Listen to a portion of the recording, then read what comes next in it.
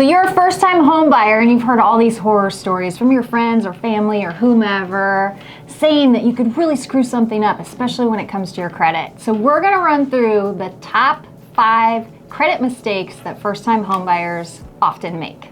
So top 5, I think we hear a lot about like pay off debt, pay off debt, pay off debt. But one of the number one things that you can do to mess things up is you get pre-approved, you get something under contract, and then you go pay off debt. A couple different things can happen. Like, what if you pay off a debt and they close the account and now you've lost a bunch of your credit history, changes your credit score?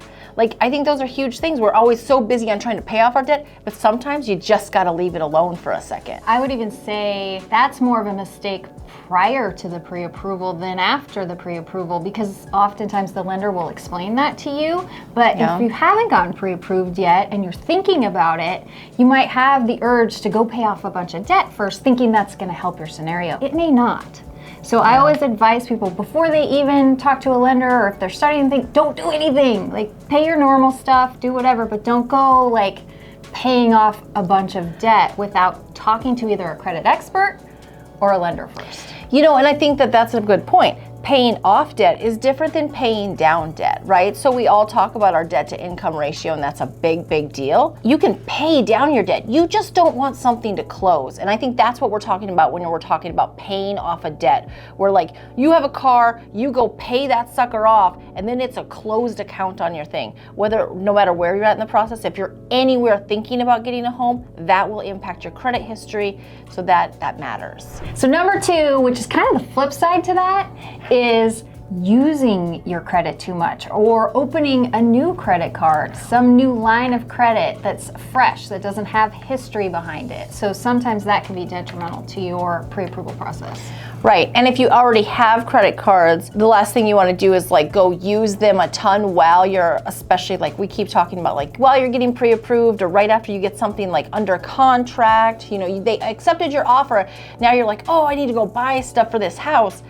Wait, because back to that debt to income ratio, that matters. So the card's going to report how much of your available balance you're using, and if that's high, then that makes your credit go down. So I've seen as much of a 100-point difference from when my cards are at like a 10 to 12% usage to a 60% usage. There can be 100 points difference in your credit score. So imagine how quickly you can just like change your credit score. So that's just something to be very aware of.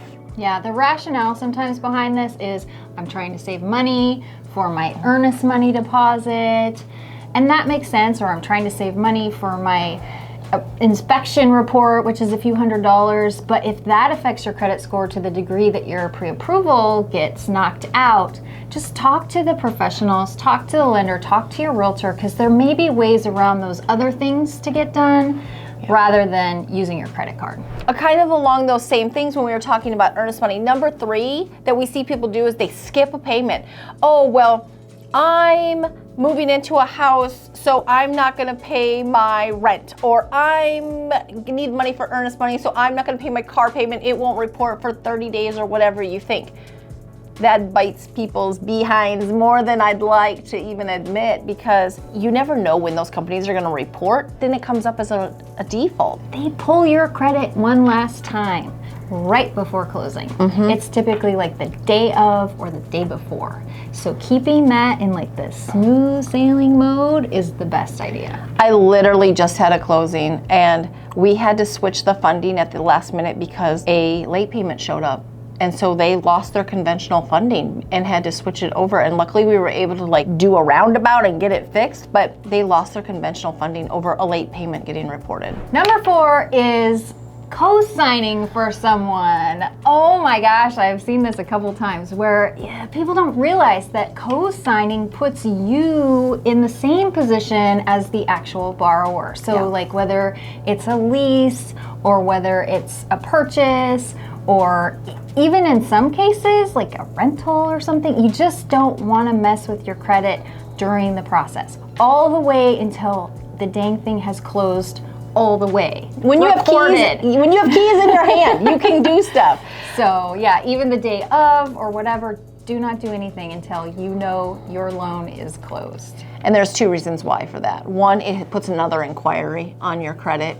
And two, it messes with that debt to income ratio once again, because you as a co-signer, and people may or may not know this, are just as responsible for that debt. So if you co-sign your brother's car, it's literally like your brother doesn't exist. The bank doesn't care. All they see is that amount and that your name's attached legally to that amount. So it can affect you on a couple different places. So just don't do it. Yeah, and speaking of the inquiry, we're going to talk a little bit more about that in our bonus number 6.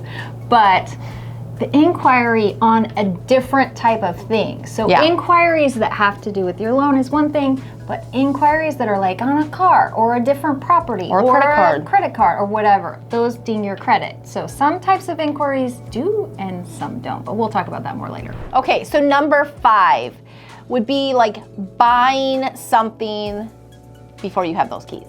So don't go buy a car. You work really hard to get your credit up and it's really exciting. And you're gonna get offers like, hey, get this new credit card, come buy a car, we wanna finance you.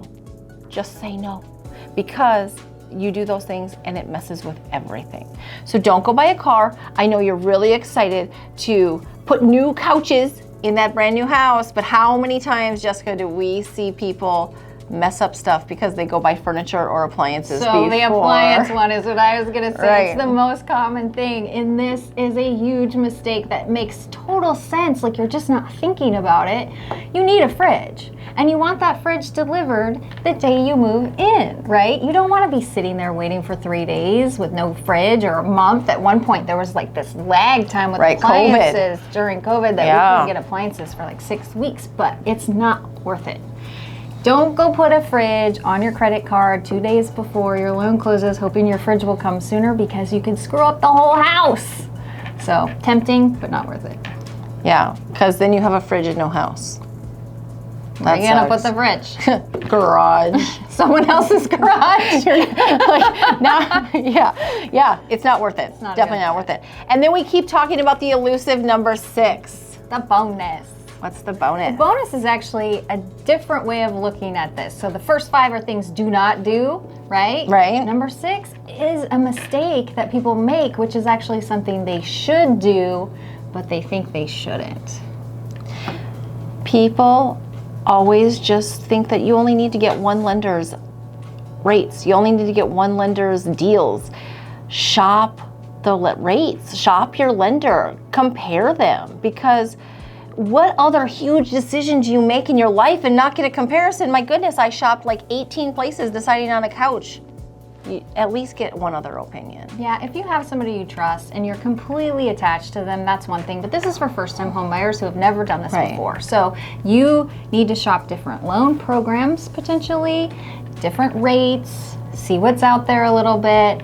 But I think the mistake that people make is thinking that that's gonna hurt their credit. Right. As long as it's within a certain time period, it literally hits it as like kind of like one thing. And so you want to do it all together. You don't want to be like, I'm going to shop this person and then 2 months later probably kind of figure out like, here's our plan, and do them all together. But getting those second opinions, third opinions, I've seen it make a huge difference. So this is our top 5 credit mistakes list. Hopefully you find this helpful. Hopefully we save you a whole bunch of pain and wasted time when you go to buy your first house. And as always, please like, subscribe, and share this with people you think it would be helpful. If you've got specific questions, leave them below. We'd love to answer them for you.